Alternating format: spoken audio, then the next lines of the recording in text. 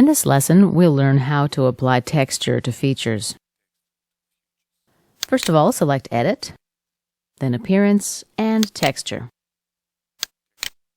As with color, we can choose to apply texture to faces, surfaces, bodies, and finally, features. I'm going to select Features. I will select two features, fillets 10 and 11.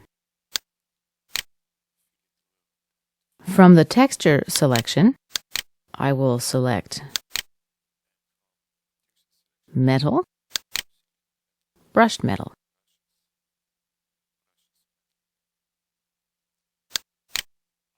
Under Texture Properties, this is where we adjust the scale, the angle,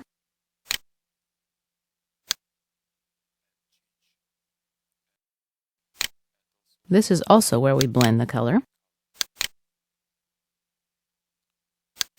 and finally we can apply this to this configuration,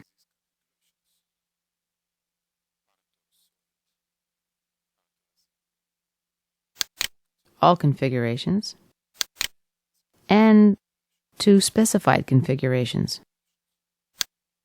That concludes our review of texture application.